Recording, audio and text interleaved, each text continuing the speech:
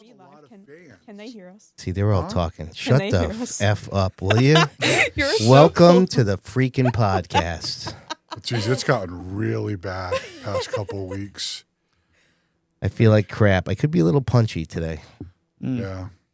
More so than usual, would you say? Dude, Alex has got fans. Think so? Yes. That's not what I heard. Maybe it's just my dad logged into 10 accounts. Listen, we'll take that. Yep. What up, Hell Stu? yeah. Good job, What Stu. up, Stu? Stu, and Stu, all here. Normally we watch this at the shop on Tuesdays, so they're all there right now. Oh, that's awesome. Nice. Is it like every Tuesday you put it on? Yeah, we have a TV in the shop, and like this is probably the most exciting thing on Tuesdays. Oh. Yeah. Oh, that's Nice. great. I like that. Well, thanks for tuning in. Yeah. Said, don't start. Here we People are fired up. Hell yeah. Guys dialed. I do it Friday night for Stafford. I make sure it's like a setup night on the car. Yeah. Get a pizza. Like That's Sue's- literally what we do. Yes. Or we grill, and then the Yes. show is on. So we all sit in this area. We call it the lounge. It's basically where all of the chairs are, and we all sit there and like watch the. Yeah, I we love eat. it. So I'll be under the car, and they're like, yeah, the SK lights said or whatever, the heat races, and I like jump out. As soon as the race is over, I get back under the car real quick. Yeah. Man. All right. We have this. Where's the censor button? Why? Why? You plan on saying bad words? Didn't we have that, Rem? Yeah. Yeah. I don't know what you do with it. You have so many. I can't. So even, some just get lost. I can't keep track of them Right. now. Oh, my goodness. You got to whittle it back down to like the top 8, I top got it. 12. Oh, there you go. Yep. Now, if you hold that, does it If keep there's going, no or is tape it just delay, one length? why would you need that? You'll see. Got it. Come on. What's the problem, What the guy? hell is going on here? We like to use it after the fact just to, be nice to the viewers. Oh, Yeah, yeah. It's like a we tried, Mhm. All right, down to the nitty gritty here. 75 seconds. It's a long time. Mm-hmm. Not for Rob. What the Wow. hell was that all about? Jack's settling in now, huh? Jack, settle down, bro. How long have you been on the show? Me? / like, why did you join? I thought it was just you four. Yeah. Sorry. Yep. I joined because of him. Oh, okay. Yeah. And now he's throwing this crap around. So thank him. But yeah, I mean, I'm on the Stafford crew. I started at Stafford crew summer of 22. I'd like, can I do that? Is there a job opening for me? I was an You want to intern. work the hot Stafford. dog stand? I Sid, think don't even say that's no. fully. I'm asking Fro. Just saying, you worked on Sid's View Crew once. I met It was great. Operative Like word on once. It was great.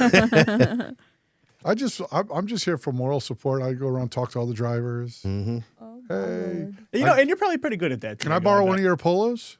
No. No. Just make some more. You're good. Do we even have one in your size? No, I want one of Oh, yours. wow. Come on, Here we Ro. go. Damn, bro.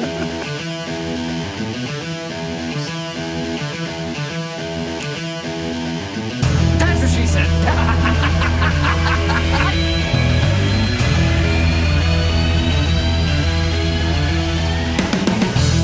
What's up, everybody? Welcome back to the Man Cave for the latest edition of the Sid's View podcast. Glad to have you aboard on this Tuesday night. Lots to go over. A chock full week of stuff in Southern New England. Diego's in the house. What's up, brother? Yo, man, I've had a great time with Alex here. Oh, I'm jumping the script. Fresh from Wilkesboro, right? A lot of action this week. I'm looking forward to tonight's show. All right, we're going to get after it with our girl Reminator here on the controls, ready to roll. Am I going to be the one doing this? Going to have Tyler Chapman do it, but he's still over in turn 4 wondering what the hell just happened. Yo, yo, yo! It's a beautiful Tuesday. I'm here with my boys. Let's do it. All right, our man Fro down there in the bullpen, ready to get after it. What up, everybody? Your man Rob back in house, and I gotta say, I've never felt worse in my life. I did roasting Diego right there. Diego, I love you, brother. You look great. You look great. All right, and we got our man Jack over at the news desk, ready to give us the latest and greatest. What's up, buddy? Like he said in the beginning, we got a whole slate of racing to get through. You'll hear from me shortly. Back over to you, Sid. All right, my man. Appreciate that. Now, don't forget, if you want to join the live chat, you got to go to youtube.com/SidsView/join. $4.99 a month. You get to join the live chat, participate in our Who Won the Wheat segment later on in the show. And, of course, you get bonus footage every Thursday. Wow. And I'm under the weather, so you might hear me make some noises. The voice might be a little bit weird, but that's why Diego's here. He talks more than any of us. For sure. I keep it going, Sid. You That's know that. exactly right, man. Yeah. That's right. It's perfect wingman on the podcast. Yeah. All right. So listen, in our Seacon Grand Prix hot seat, we have the wonderful Alex Fearn is in the house. What's up, lady? Hi, thank you for having me. Really excited for tonight's show. It sounds like we have a lot to discuss. Indeed, we do. Possibly more than ever. Yeah. Really. So let's get things rolling with our friends over there at Monaco Ford, because Diego, you know the deal with them. Mm-hmm. They take care of the results ticker. Give us the top 5 finishers for all the things going on. So we got to go back to almost a week. Wednesday, Thompson, good day, beat the weather. And I got to tell you, it was kind of cool. Now, he ended up having a not a great night, but Ryan Preece was in the house running with the Monaco mods. Yep.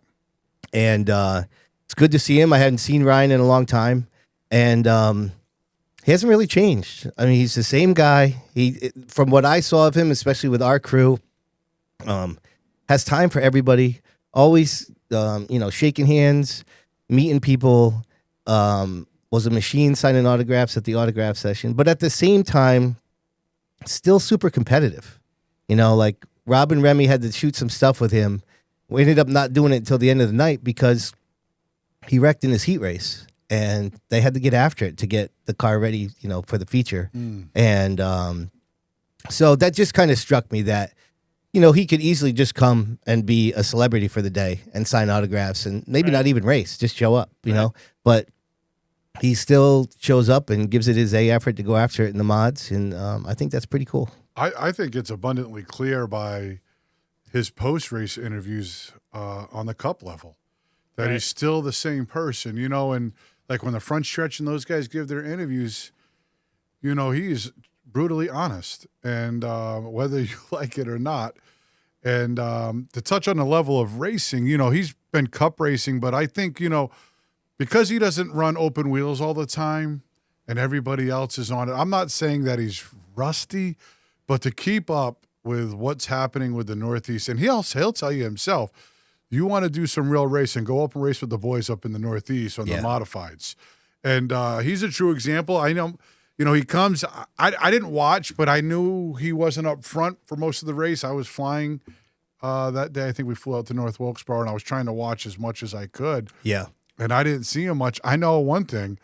I was this close with Jake Johnson to stealing that one. Yeah, you were. You know what I mean? I'm like, whoa, look at this pick right here. You know, Jake is real tough. And oh, you know what?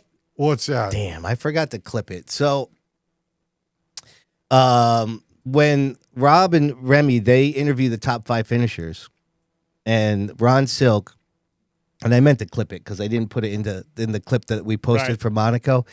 But he basically said that the major reason why he won is because nobody on the podcast picked him. Did he really? Yeah, it was funny. I couldn't believe that. And it was funny. No, I can't believe nobody picked him. But, Jake Johnson is due for one. I know you're going to get to it in your news, but, I was like, I remember sitting, I'm like, God, I was so close with Jake Johnson. It's only a matter of time before that kid explodes. But, it's great that Ryan Preece took the time out. He had to be at North Wilkesboro, so he's hustling to get up there for Wednesday. Yeah. And I actually ran into Luke Baldwin signing in at North Wilkesboro, and he's a great guy. I don't know if you guys have ever met Luke, but he's always talks to you. He'll always stop and say hi, and he just said it was too much for him to go there, then come back, because I think he ran 2 or 3 divisions at North Wilkesboro. Yeah. Just was not on the schedule for him to do and too much to do. But well, they're splitting, aren't they? I think Ryan's. I didn't know. I think Ryan's doing a couple shows, if I'm not mistaken, and then Luke's doing the rest, I think. It's the same car, right? I believe the 40 car is going to be at all the events, I think, Yeah. All right, well, let's get after it here. Jack's got all the details. We got a lot to get after, so let's have him start us thing off with the weekly update.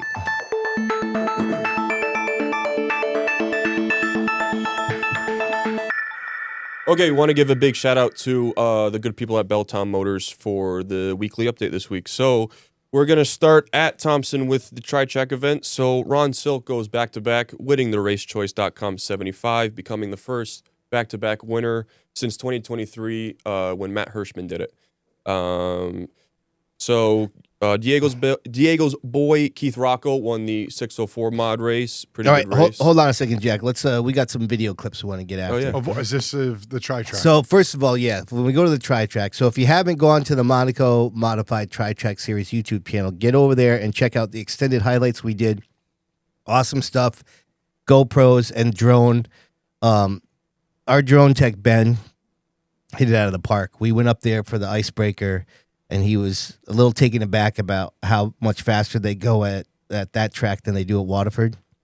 And I'll always remember he just said, I'll be prepared when we come back. And he was not playing around. So there's a ton of drone footage in those highlights, but we picked out one to check out here on the podcast. So go ahead, Rem. Here we go. I took this one right from the beginning, right from his takeoff. He was settled out there in turn one. Dude, and to see this thing in person, it didn't even look real. Yeah. It looked like a little like shuttle or It looked like something. military. Yeah.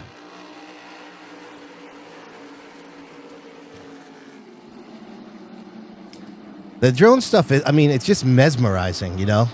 I just watch it forever. Look at that angle of what you see there with those two cars tapping. You don't really get that with the GoPros, depending on where the GoPros are mounted. I love the visual effect that it's kind of like drifting through the It almost corners looks a like little a bit. it almost looks like a video game. It really does, right? Right. Yeah. It's like the top It's down. amazing. Yeah. It really does. So he did great work. So yeah, go to their YouTube channel and check it out. All the stuff that we're doing for Monaco Modifieds is on their YouTube channel and all their socials. So check it out because we're doing some cool stuff over there. Yeah, And then, go ahead. I was just gonna. You go ahead. I was gonna talk about Silk for a minute. Yeah, go ahead. It's unbelievable to Yeah. me that first off, nobody in here picked him. I'm not sure why. You know, it'd be interesting to see. I'm not sure if any of you guys know if their plans are to run the whole tri-track series. No, it's not. They're not going to be at Thunder Road. They're not. Nope. Yeah, I mean, I was going to say it'd be interesting to see if they can keep that pace up because Right. the competitors there are just ridiculous. I mean, It's getting cutthroat. yeah, It really is. I picked Jack. I picked what's his name there? Who did I Jake pick? Johnson? Jake Johnson. But you know, he's only one of a few, like John McKennedy and Ryan Priest, Patrick Emmerling. Patrick running Emmerling. You the could full go season. on Yeah. and on and on. And for him to go in there and spank their little heinies like he Kopchak does. was up there too. Kopchak, yeah. Those guys are no dummies. Right. And, So they don't have the Thunder Road event is where they have the smallest car count. You know, Yeah. that's because of the travel involved. I Far get away. it. Yeah. But the names are still killer. This is the entry list for Thunder Road so far. Kopchak, Emmerling, Pastriak, Jake Johnson, Swanson, Noah Corner, Bissett, Ronnie Williams, Hodgson, Jacob Perry, Matt Hirschman, Meservey, McKennedy, Pitcat, Austin Beers, Tyler Hines. yeah. That's still a pretty stout field. Stout field, man. Yeah. So it was an interesting race. I mean, Ronnie Williams was like lightning fast the first 20 laps. Then he reeled in and he kind of went backwards. Then Emmerling was fast for a little bit. You thought maybe he was going to dabble in Yeah, it. he Then, fell off big at the end. then Jake took the lead and then Ronnie. So I'm waiting for Ronnie to break out here one time. You know, he's been fast. Right. He's fast in every practice. They just can't seem. Ronnie Williams, you're talking Yeah. about? Yeah, I no. thought he They was gonna just do it, can't seem to put the on whole Wednesday. race It together. seems weird to say about that team, but like they're long overdue, Oh, they are. which is And weird because they're they've fast. won a lot over the years. They're yeah. fast Right. for sure. But, you know, listen, Monaco, the Tri-Track Series, they've done a fantastic job, man. Yeah. Absolutely. I mean, say what you want. I mean, about all the different modified series that they have from the MRS to these to the Whelen. The Tri-Track continues to put out just a badass show. You know, sure. all the time. And it gets better. You know, I'm like, 10 race schedule. I mean, they're pressing it now. And, you know, everybody's showing up. And, you know, they're continuing to put out a great show. Kudos to those guys. Yeah. right. Yeah. So- oh, sorry. Go ahead, Sid. Well, I was going to jump to the 604 race. So if you still got yeah. something I on mean, track, the Ron Silk thing was really funny to me because people were asking me like if we had some behind like the scenes closed Yeah, why doors didn't nobody gentleman's pick agreement him? where we just agreed not to pick him, and I was like, no, it actually just collectively slipped all of our minds, It really did. which was kind of funny to be yeah, honest. right. But yeah, Fonzo made a good point. It was the perfect distance race where you didn't technically have to pit as the leader, so Yeah. they were just driving on. I mean, their cars were falling apart at the end, which made for a good show. Yeah. Yeah, and it kind of like multiple people said that in the post race interviews that they were kind of waiting for the caution and it never came. So. Yeah. So the 604 race though, that was pretty classic. I feel like the car count is still a little bit of an issue, but if it's going to be Pulio, Rocco, and Owen dicing it out in all those races, I mean that's still good stuff. Very good stuff. Yeah. Yeah, we were watching from the backstretch because we had to set up that camera, and we kept waiting for it to be like, all right, like it's gonna settle in, someone's gonna eventually pull away, but they were just packed up. We had that conversation a few weeks ago about if you'd rather watch a a big race where only a couple guys have a shot to win, or a smaller race where a bunch of guys have a shot to win, and that was kind of a good example of the latter because nobody was pulling away. Yeah, it was just crossover after crossover. Were they press? I didn't see it. Were they pressing Keith hard or? They were pressing everybody hard because someone would get to the lead and then someone would just pull a dive bomb move and get past them. Yeah, it was good stuff. Right. All right, Rims, go ahead. Cue up the clip there. Okay. Oh, the clip of it. Here's Owen. I wish I hadn't spent a lot of time Ducks explaining down on it. the inside. And again, he'll make that move that Keith Rocco made Great so famous. Pete Falcone on the mic.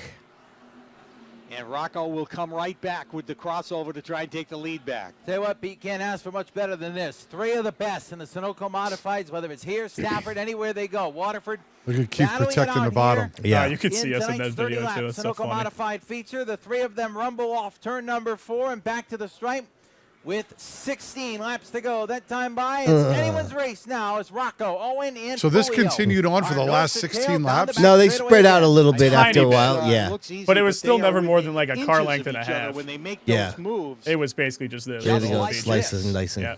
Owen can't get up there, and wow, Nerf bar into the left front of Keith Rocco, it appeared that time, as Rocco wasn't about to let him slide up there, trying to hold the position, and John Pulio licking his chops Pulio from giving behind. Rocco a little push you need there. Yeah, some Yeah. tandem Yeah. drafting here. Give him a lean to try to make a pass. Right now, they go side by side for the lead, but he's going to get a run here on the outside of Owen for second, and he's going to get the spot.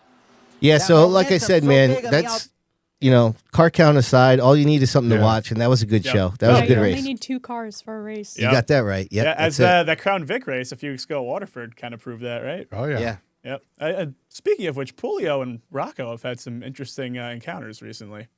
I didn't even realize that was them again there. Yeah. Yeah, we'll get back to Well, that yeah, later we'll in the get around show. to that. Yeah. All right, so moving on. Zach Robinson won in the late models. Austin Goff got his first career win at Thompson in the SK Lights. Larry Barnett won for the 73rd time in his career in the That's Streeters. funny. Yeah. 73rd time. Shout out to good old Leadfoot. Still getting after it. Yep. He's one of the OGs How in about the a shout street out to stocks. Jeff Goff? Is that Jeff? Austin. Austin Goff. Yeah, that was Dude, his first win. guy's got the I most think. sick head of hair I think I've ever seen in my life. Yeah, Oh my god. He's got me beat by a mile. Oh, wow. He really does. Yeah, I mean, Holy- congrats. I mean, like I picked Hovey, and I'm like, man, he beat Hovey. Hovey's like, oh, what the hell? Well, they just like spread out and he ran away with it. Yeah. So I was a little bummed, happy for him, upset that my boy didn't win, and I didn't get to pick him win. Yeah. All right, so Dave Trudeau won in the mini stocks, and then Scott Sestudio won in the Crown Vics. How do you say that? Studio. Phil Collins style. Hell yeah, man. All right, moving on to Stafford. So again, Here we go. Keith Rocco won his first race of the year. Ooh, the old in- man got it done. In dramatic fashion. in a I told you barn guys. barn burner at Stafford. Yeah, so what a race. let's play the clip first. He came through the field too. It's not like he started up there. Last couple laps here. Yeah. Let's play the clip. To go. 1 mile left in the competition here. Keith Rocco is back in winning form here at Stafford. Can he hold on? Michael Christopher. This was a is great all race. over his It was head. unbelievable. Oh my God, dude! Yeah. What a To the back race! bumper. White flag is It's out. almost like you don't want the lead. Keith Rocco looking for win number Seriously, right. 72 Oh. in the They just come right to you at the end of every Like, straight. watch this. Watch you know what's happening here. As soon as Mikey locks on, here we go. Yeah, you know he's gonna just Yeah. blast him off Keith into the said corner. the Look at bottom. that. Oh, You here, gotta, look at this. you gotta protect there, And right? then here comes the Here 7. comes Julio off the turn. Julio wrecked whatever to the Junior had in inside. mind there. Rocco, side by side That's a to great the finish, What a man. finish. That's It was a good finish. that's such good racing. Yeah, that was awesome. What a barn burner. When I was watching it, I just thought like, man, we're gonna be talking about the SKs just like we were last year, like Right. just slicing and dicing. That was an amazing race. Yeah, that looked What? like it came prime out of the best of last year. It would fit right in. Yeah. Listen, I had Pulio again for back-to-back. To me, Pulio looks, we went through this last year. Remember DiMatteo went 3. Yeah. There was a bunch of people that just kept looking like they were going to run away, and then all of a sudden they put the brakes on. But right now, I don't care if Pulio's starting 16th this week. If he continues to run like that, he is going to be. He's got the car. Dude, that thing is bad fast. Yeah. They got it dialed in over there. And that's not to take away from Mike, because he obviously, it's funny to say this, but he's like a crafty veteran, even though he's a young guy. Yeah. Well, he kind of is. He's really good at, I think, like controlling everything around him. Like if you watch him, he has control of everything that's kind of happening. Yeah, race management. Yeah, race he can management manage his is race. really good. Yeah. And Keith just, Keith is Keith Rocco. And I told you guys this before we started. When I knew he was teaming up with Kopchak, this is only one of many for him, I think. Right. And I don't even know if they were at their best and they still won. Yeah. Keith didn't forget how to drive. And when you put him in a position like that, that kid he's not even a kid anymore, but he's done nothing but drive through traffic his whole life. Yeah. And you put him in that spot and he just rises to the top again. But the young guns are shooting for him. That's for damn sure. Yep. Yeah. I mean, Pulio, again, like we keep saying, he has it dialed in this year. He really had it dialed in at the end of last year because they went back to the drawing board for everything, and he was fast at the end of last year. It was just kind of too late in the year for it to really be realized, but they're going to be on it this year. Hey, I really do think so. Not that I want to pat Keith on the back too hard, but all his cars had run really good. I think 3 of the top 5 were KRR cars, right? Which is impressive. And let's give a shout out to Wesley Prucker. Yeah, he had a good run. For real. First top 5 of his career? And that's a legitimate. That's not like a give me top 5. No, he drove up He had the to work field. for it. He did. Yeah, you know what I mean? It's like when somebody, and that dude has put the work in, he's got his butt beaten in many times, and he keeps coming back to get punched in the mouth. And then this week, he shows up and drives to the top 5. Those guys crazy. Got a lot to be proud of right now. Just outside of frame of that finish, it was. I was like, he's got speed. Yeah, that's great, man. Good for him. All right, so Paul Verrecchio Jr. won in the late models, going back to back. I believe we have a video clip of what transpired. We have a little bit of a. We get a little drama. We got a little drama clip. Oh, yeah. Before we get into that, I just want to say, isn't it kind of awesome how the whole offseason it was, it's going to be Gamba Corda running away, or it's going to be Gray running away.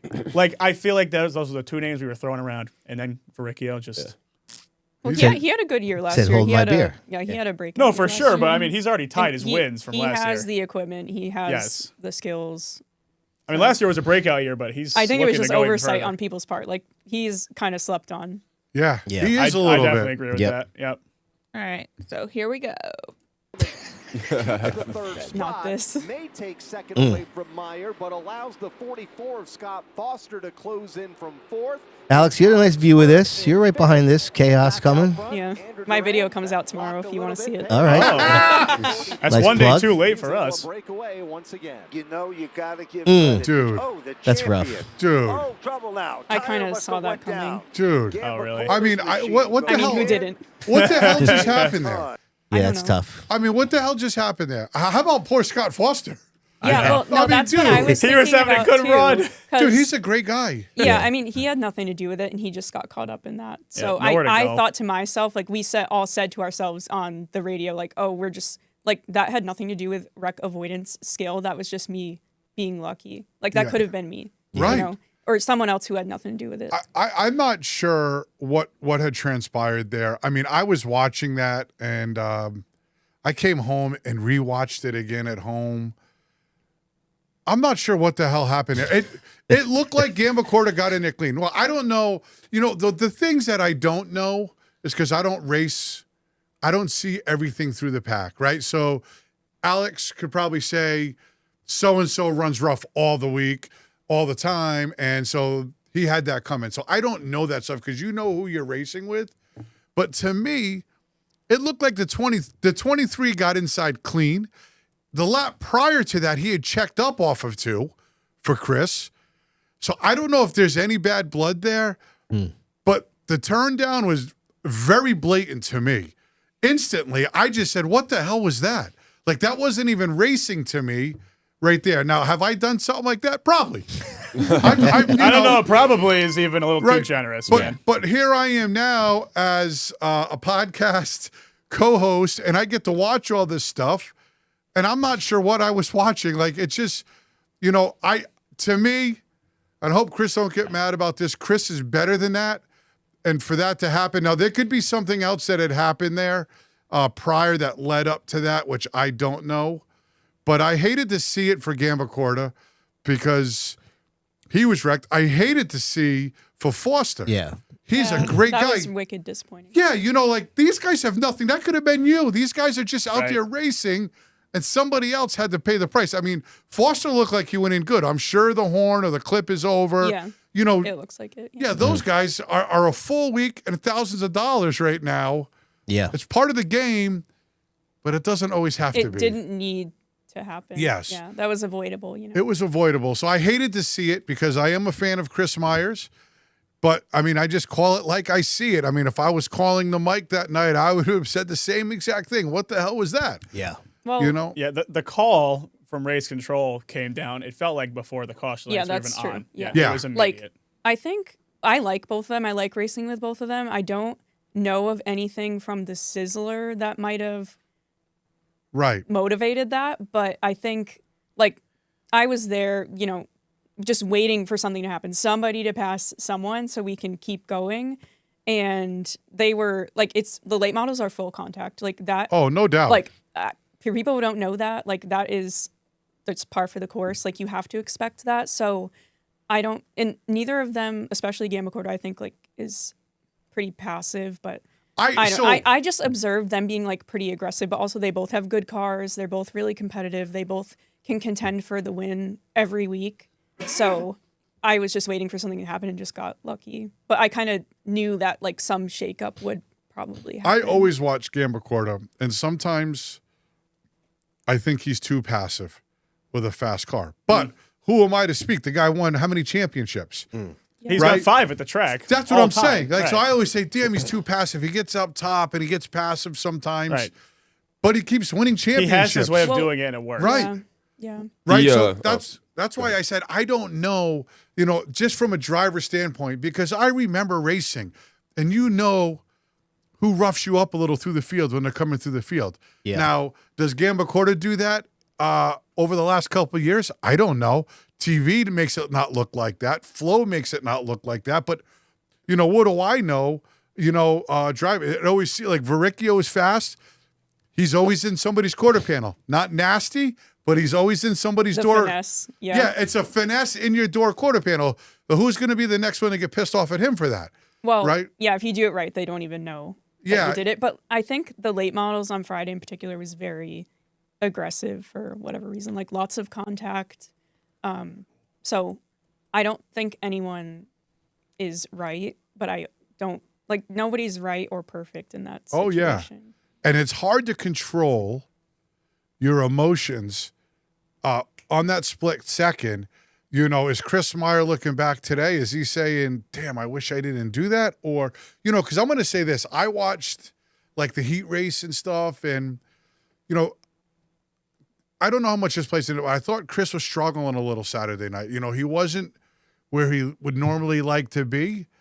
And so I think sometimes, and maybe you could speak on this, there's a certain frustration in you when things just aren't going good for you. And all it takes is somebody to hit you on accident and it's over. And I'm not saying that's what happened, but it looked like he was struggling slightly, and the frustration level is at an all-time high right at that point. Maybe. So. I mean, like, I've had nights like that where my car was just not, like, we were just not good. And it was just one thing after another. And then you just kind of, like, go off the chain. Like, it happens to everyone. We're all human. I'm not saying that you just get, like, a pass to do that. Yeah. But maybe that's part of it. I don't know. But also, too, when these things happen, I think it feels a lot more personal. And if somebody gives you the door, it feels a lot more dramatic than it actually is. Right. Like, that's what I'm talking about. I totally get mad and overreact, and then I go home and watch my video. I'm like, okay, never mind. So, like, as I've gotten older, I've tried to get better about not being as reactive. But, like, we all just, like, get at the end of our That's road. why I got out of racing. Well, so I don't know. Maybe he had a tough week. Yeah. for sure. I don't know. All right. The 87 did get penalized and was placed on probation for the next 2 events. He'll bounce back. He'll bounce back. Yeah. He has a good car. He's a true Yeah. competitor and really good up there. So I wouldn't Right. doubt to see him in victory lane here in the next week or 2. Nick Hovey won again in the SK Lights. Ho-ho! He has won at all 3 Connecticut tracks already this year. Matt Clemente won in the limited lates, and then Aaron Plemons got his first Stafford win of the season in the Streeters. Aaron also has won at all 3 Connecticut tracks already this year. Impressive. Yeah, definitely impressive. Moving on to Diego's beloved Waterford Speedbowl. Wait, So- what happened? Let's talk about Hovey for a minute. All It's right. an extra distance race, right? I mean, my man put the smackdown on the field. You know, I like me a little Hovey, and he ran really well. And how about Aaron Plemons? Yeah. I mean, my man is showing up everywhere. It's no fluke. Listen, if you could win, it started for that kid down in South Carolina during I forgot what that race is called, the New Year's Bash or something. Oh, at Dillon. At Dillon. Yeah. I mean, he finished second there, He did. right? And then he comes to the wins the icebreaker on a few, Thompson. Yep. Yeah, Thompson, and then he wins at the bowl, and now it's Stafford. I mean, Yeah, impressive, man. For they're sure. lined up for a great year, man, and it's hard to keep that momentum going. To do it at 3 tracks. yes. Too. Yeah. But they People didn't show don't up. realize how impressive that is. I think they didn't show up at the last Thompson race because it's just, it was Waterford, Thompson, Stafford. I mean, how do you keep that pace up? Yeah, it's a lot. But congratulations to all those winners. It's worth a special shout out to them. So moving on to the Speedbowl. So Kevin Davis got his first career win in the SK Lights. Jordan Hadley won in the street stocks. Corey Caddick, won in the mini stocks. Brad Caddick won in the trucks. And then Brandon Martinez won the Legend Car feature event. And then Richie Johnson won the compact enduro event as well. All right, so we had high drama again in the SK Lights. Did we? Let's go to the last you lap. sure? Yeah, let's have a look-see, just to make sure.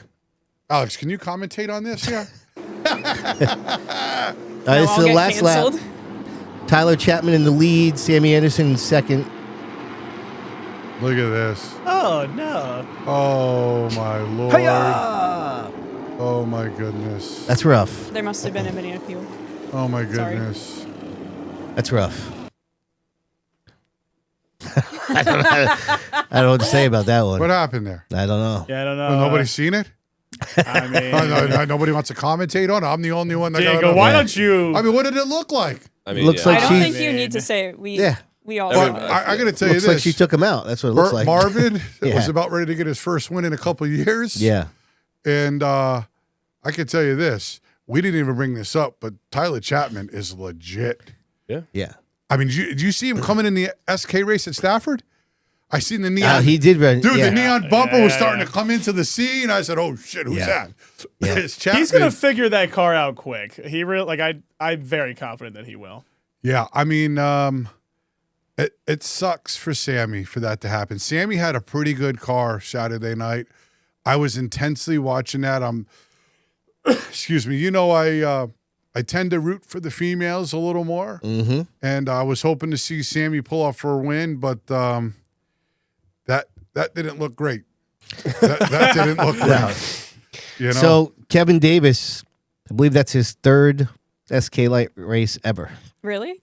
Yeah. That's cool. Dude. Good for him. Dude, Kevin Davis. Right. Dude, have you guys watched him race at all at the Speedbowl? He is like I think there was opening weekend. I mean, Hovey is just Hovey is almost aggressively rough, and he's throwing these bombs at Davis, and he doesn't even know any better, but to just stay there and keep racing hard, which he's supposed to do. I said, Hovey, Right. what'd you think about that? He said the kid wouldn't move. Yeah. So I just fell in Good line for behind him. him. Good. And so it wasn't surprising, and he always does that. You know how you always give that the common courtesy if a guy goes a dive bomb and you almost let him back up in after he doesn't make it. A lot of guys do it in the modifieds. If you watch, it happens. That kid does it. He's like, yeah, you lost that spot. I'm putting my tire up Yes, there. I love that. So it's great to watch him, and it paid off this week. I mean, Right.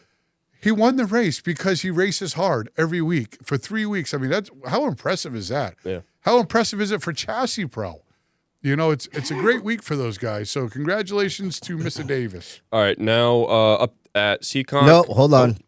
Sorry. Got to give a shout out to the Caddicks.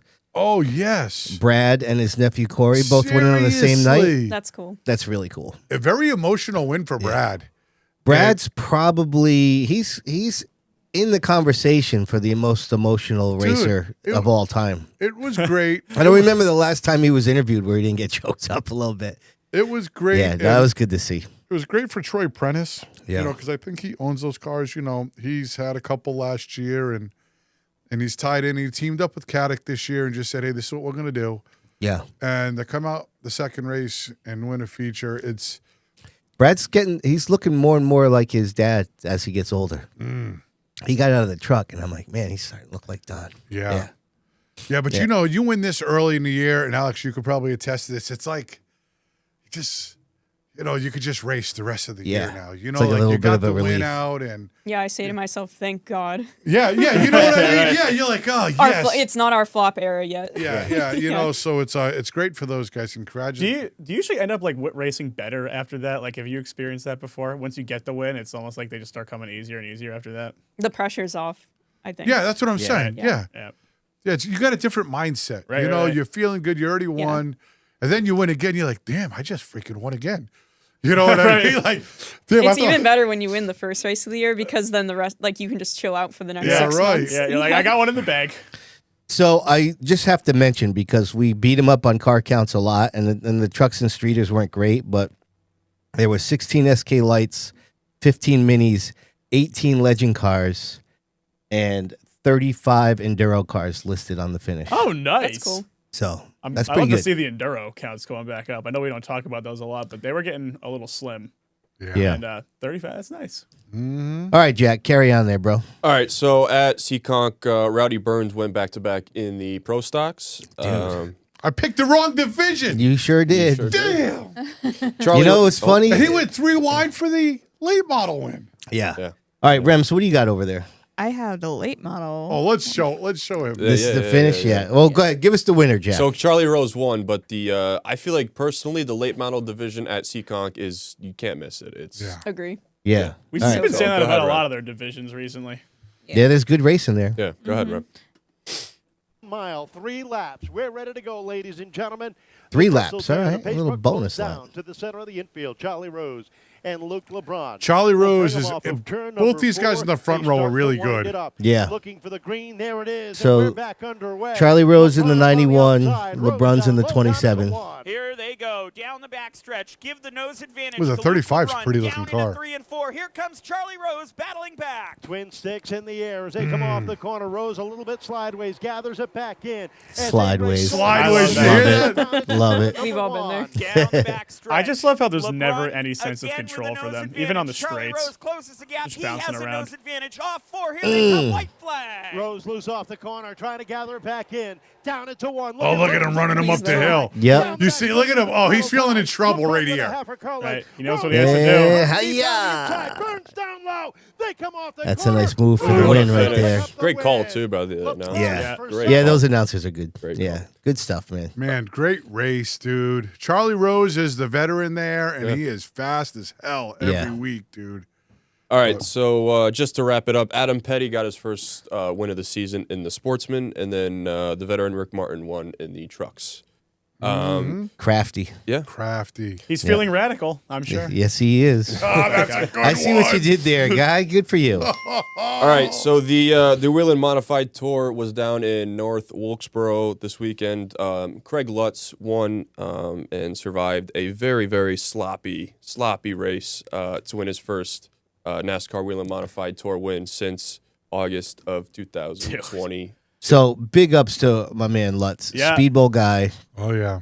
And we talked at the beginning of the year how he's always fast and seems to just not have the luck to get the victory lane. So Yeah. I was happy for those Yeah, guys. props to Lutz, but man, what a freaking dumpster fire. Dude, So I was- seriously. You know, I've had a couple people say like, oh, you know, because Justin basically called him out on having a terrible race when they interviewed him. I kind of like that he did that. I gotta He's be not honest with you. wrong. Yeah, not that I wanted him to like throw the tour under the bus, but Yeah.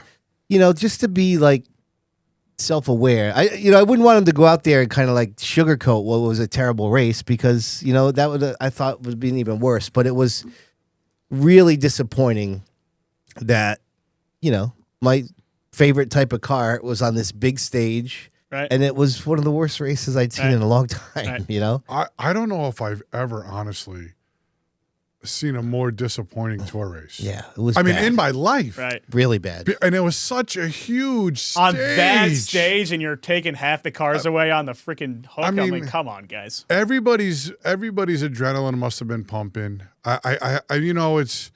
It's such. I mean, listen, I walked into that place and it was just like, wow, this place is badass.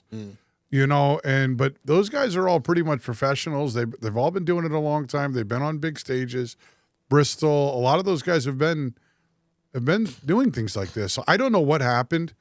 It was just a huge disappointment, and half the race was under caution laps. Yeah, and it's like a huge investment of resources, Right. time, money to go do that on the big stage and blow it. It's not any one person's fault, but like collectively, we all could have done better. I think. For sure, it was just so disappointing, man. But you done? Or? Well, are we still talking about the race? Because there was some fireworks. Oh yeah. Remy's got a clip there. All right, let's see. You got it. a clip. I wouldn't be surprised if you had 4 or 5. Keep the car down. That gave the opportunity. Now look at Luke. Oh my Baldwin. God. Hard hit to the outside wall. Ripkema into the outside wall. Dude, he was straight hurt. In the middle That of was a turns tough- 1 and He was 2. hurt. Did you see him That'll get bring out? him I mean, to he was caution struggling. point. Yeah, you could tell he was Sixth, shaking eighth up. Time, today. There you see Tyler Ripken moving. They'll show a inside replay here, just let that it roll. race car as he's about ready to climb out. That is a welcome sign. That is a very, very hard shot that he Joe took. Goss on the mic? It certainly is, and it's good to see. He appears to be. Yeah, he's banged It up. was at the a little bit fastest point of the after track, dude. A hit of Yeah. that nature and that type. And the We're gonna take G's a are look just at so it. intense. Here's the situation. Down the front straightaway, down turn 1. The Looks like there overcorrection. might have Oh, been some man. contact. Couldn't have hit but it the worse, end too. results was the 3 car hitting at a ton, front first, then snapping Diego, back around. former modified driver. Just trying to get down Thoughts? out of harm's way. I There it is watched again, that Joe. whole thing transpire Yep. because they were video and Flo did a great job of Ripkema prior to that in turn 3 and 4. What had all transpired because Kopchak is an SK type driver, and he pulled the bottom shot on Ripkema, I think, going into 3, that just scared the bejesus out of him. Yep. And the very next shot that Ripkema had, he gave him one of those solid, right in the middle, shot up Kopchak, and Kopchak was not happy about it. And so there was a lap or two of drama. I don't know if you guys did you guys watch all that prior? Right? So it was happening, but I mean, like, the end result was just ridiculous. You can't, I don't drive modifieds, but you can't hit somebody going into the corner. Like, you have to know what's going to happen, right? Well, I mean, he locked on full tilt, and everybody's like, "Well, Ripkema shouldn't have countersteered." I'm like, "Are you shitting me?" What is he supposed to do? The dude was in full tilt sideways and trying to save it. Either way.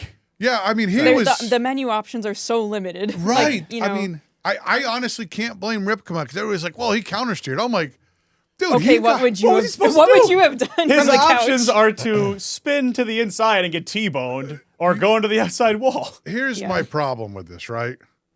So I know Kopchak, what happens if that happens at a local short track Saturday?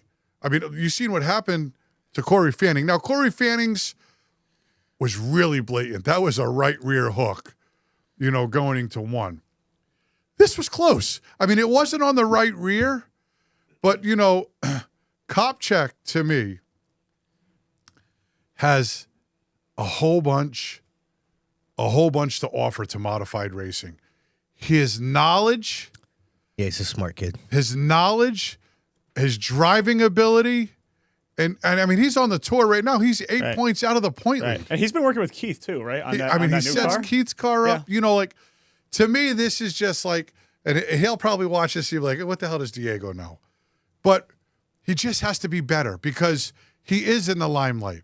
Yeah. He helps a lot of good people. All the cars he touches, they go fast, including his. And I don't know if there was. Did any penalties come out for NASCAR yet? I don't know if you guys have seen. Was there any penalties after the fact for that or no? I can look very quickly. Yeah, I wasn't sure, but it didn't look good. No. It didn't look good for him at all. Yeah, and maybe he thought that it was going to go differently, but it still happened. Right. So, That's what I'm saying. Yes. Like, I don't know what you expect. You can't hit a guy going into the corner, I think. Like in any type of car. Right. I thought it just like, I mean, listen, if I'm race directed that race, pull it in the infield right now. We're done for the night. Right. You know, and we'll talk about next week. It's tough because you ruin the threes night, but you also kind of ruin your own race too when you wreck people like that. Because you could, they could park you, they could black flag you or whatever. So why cost yourself the race when you've spent so much time and money to be here? Right. And he had a good car and he had a shot, I think. I thought. I mean, the three. I mean, they didn't penalize him. He finished 6th. Yeah, but okay, so he got recovered. That's what I mean. Like they didn't throw him out of the race. What is NASCAR going to do? I mean, they might put him on probation for 2 weeks, and I'm not saying that's the wrong thing to do, but in general, this stuff has to be looked at because if you just let people keep doing, I mean, Ripken was lucky he walked away from that because that was full tilt at the fastest part of the track, and that dude did nothing but pick up speed. Right. Nose first. There's no way to scrub off speed at that angle. I mean, you basically have the Nerf bar. Yeah. That's it. I mean, let me ask you this, though. This kind of a stat check. Or Shane says penalties expected tomorrow. Right. Okay. I am expecting But one. I don't think there will be anything but a slap on the wrist at this point. I mean, so they got to do something, right? You know? You think I think the horses already left the barn on doing something because you could have chosen to do something about it right after it happened. Right. That's what I'm nothing saying. was done. Like, I don't know what the right answer is, but I think a penalty now after it has happened, I think would be less it reminded me of our discussion when the week of the Corey Fanning thing, where if Ripken was hurt in this instance, yep, that's a good point. Would Cop 6 would you be saying, I don't think it's going to be nothing but a slap on the wrist? Yeah. If Ripken went out on the ambulance? Well, I think the optics for the sport looks bad when someone gets injured. Yeah. Yes. It just, and you could tell Ripken was hurt. Right. I mean, I bet you that dude is sore as hell today. Oh, definitely. That was adrenaline and pissed off that got him out. He couldn't wait to get out and give Cop Check the double bird. Yeah. And again, like Alex just said. You know what I mean? Like you just said, it's worse for the optics of the sport when someone is hurt, right? But you can't, you can't selectively enforce it. You're like, oh, they didn't get hurt this time, so we're going to let it slide. Yeah, I think just no one wants to see other drivers get hurt. Right. Yeah. No, like the fans don't want to see it. I don't want to see it as a driver. Like no one wants that. What makes it even worse for Cop Check is that that's at North Wilkesboro, probably one of the biggest watches for mods of the year. Yeah, definitely. Yeah. But what were the people in the stands thinking? They're like, ouch. Yeah. You know what I mean? Like, damn. But all right. Anyway, want to give a shout out to Belltown Motors again. That's this week's weekly update. All right. Well done there, Back over Jack. to you, man. Appreciate it. All right, why don't we have a look-see at, let me get my stuff together here. Let's, Come on. Steve. I know, I'm struggling today. Thanks for the encouragement, Remy. Of course. I appreciate that. Anything for you. All right, let's take a look at some point standings. We're going to mix it up. Every week, we're going to give you a little point standing. We're going to go all the point standings every week, but let's mix it up. Let's update you on what happened over at Thompson now after the event. So you got Pulio in the lead in the Sunoco mods. Zach Robinson with a 6-point lead in the late models. Nick Hubby atop of the SK Lights. Leadfoot, Larry Barnett. Solid 20-something, almost 20-point lead there in the Streeters early on. And the crafty veteran Dave Trudeau in the minis. Look at that, Austin Goff. Second in SK Late points right now. Right on. Good for him. Okay, and then we're going to go over to Seekonk. And we're going to check out Dylan Estrella, slightly above Jacob Burns, Luke LeBron, and Chase Belcher. Same amount of how points. does that happen? Didn't they run 2 races? Well, maybe they finished See, first and second. 3 races. Oh, 3 races. 3 races, okay. Yeah. Colby Lambert, slight lead in the Sportsman. Mike Caballero atop the trucks.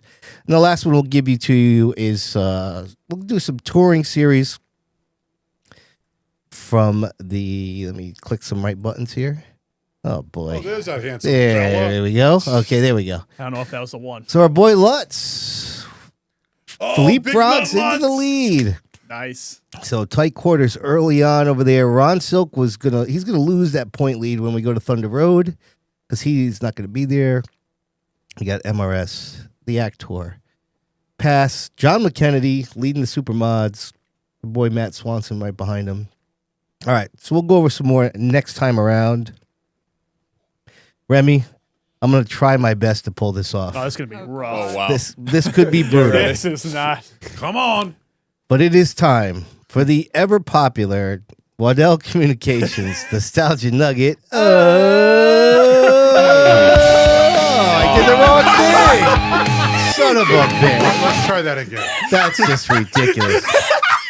Oh my Just God. when I thought it couldn't get any worse. All right. Remy, don't screw it up this time. Come on. Stay with me. That's what she said. Just sound better. Nostalgia Nugget of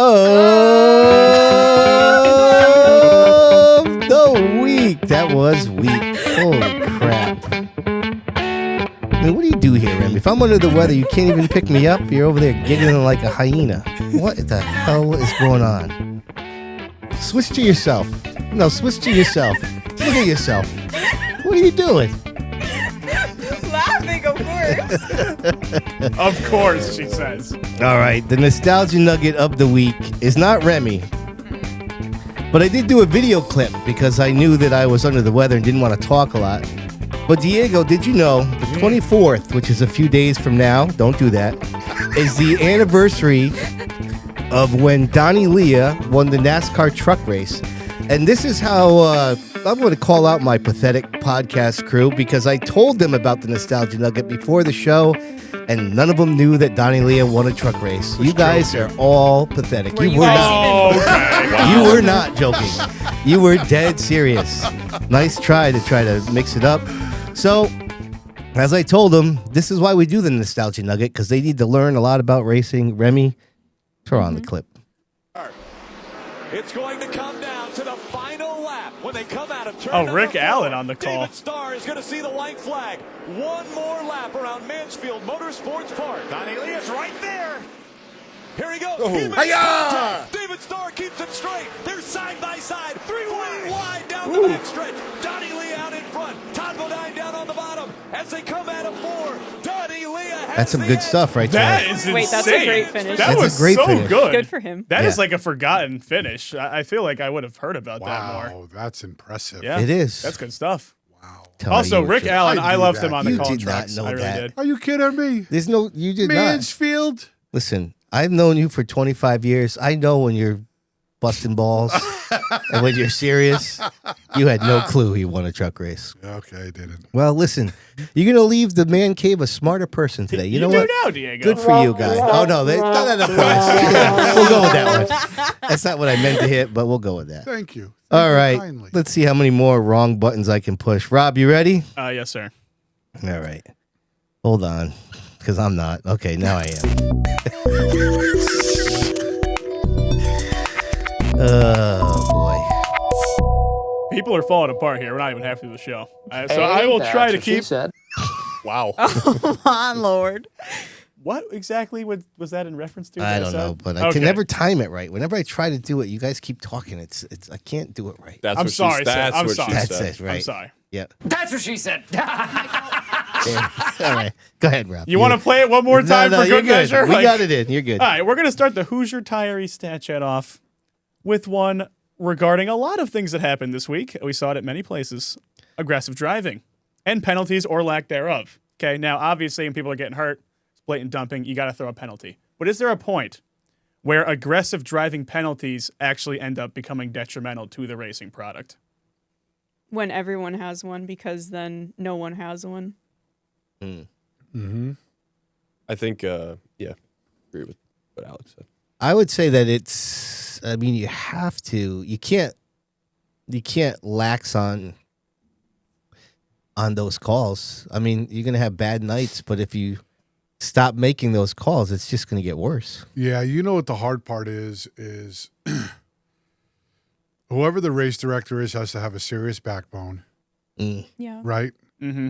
And has to stay consistent whether people like it or not, you know, and that's the unfortunate part, you know, because everything's handled on a base by basis. And if it happens to Alex this week, and then Diego does it next week, well, why didn't Diego get the same penalty as Alex? Right. And like it's all fact. Like it's super situation specific. That's right. So Right. it's a judgment call. So it will never be 100% perfect. So I'm not saying you just can't make any calls or you have to call everybody out on it. Right. It's really hard. It's one of the hardest jobs I think at the racetrack. It's one of those thankless jobs that somebody has to do, and usually end up the bad guy. And when we're well past our prime and not doing race ending anymore, it's going to continue that way. Right. Right. It'll always be part of racing. Yeah. I agree with what Bonza said in the chat. He said if someone causes an accident, black flag them, and then if they cause multiple accidents, park them. I think. I mean, yeah, it's easier said than done. Right. No, what is causing it an really accident? is, right? Like, because you don't see. I mean, one of the biggest dirty tricks is the guy behind me sends me into Alex. Alex spins, and you throw me out. Yeah. Right. I mean, if you didn't see the guy behind, if you didn't see Sean Monahan push a Diego into Alex, and you throw Diego out, I'm really pissed because I didn't do that. Right. Right. You know what I mean? So how do you make that right call? And sometimes there's like limited views, so we don't know what actually happened. That's right. Yeah. Unless you have instant replay and can see everything, and it has to be instantaneous. So Stafford, Right. We do a good job of it. Well, but there really can be like no delay though. We can't like go around for like 3 or 4 caution That's laps. right. Like one, Right. like you have to do it like right away. Right. Yeah.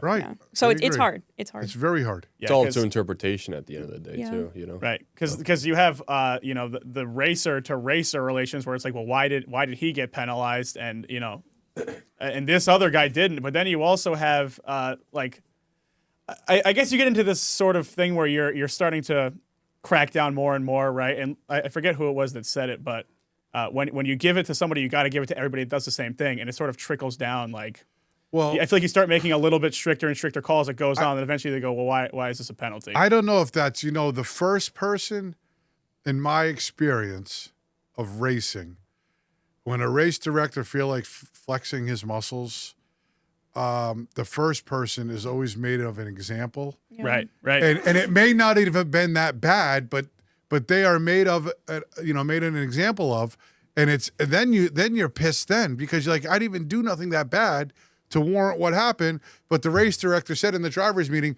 I'm going to put my foot down, and now you're thrown out for spinning that car out, and I'm the point leader. Like, but also on the what other hell hand, just I think happened? some people just don't they don't listen. If the race director says at the drivers meeting, please do not go 3 wide on the start.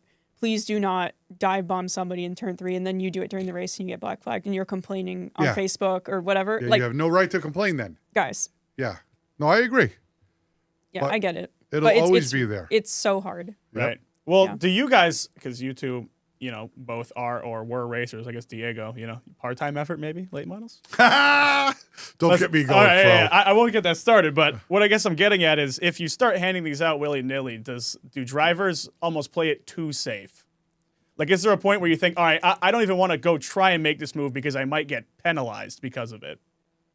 I think that depends on who the driver is. I mean, like, I try not to put myself in a situation where the race director has to make a decision. Like, just don't. Right. You don't do do a it. good job at that, though. Yeah, some people would say that. I'm just joking. Some people would say that. You can, if you ask Facebook, yeah. Yeah. But Yes.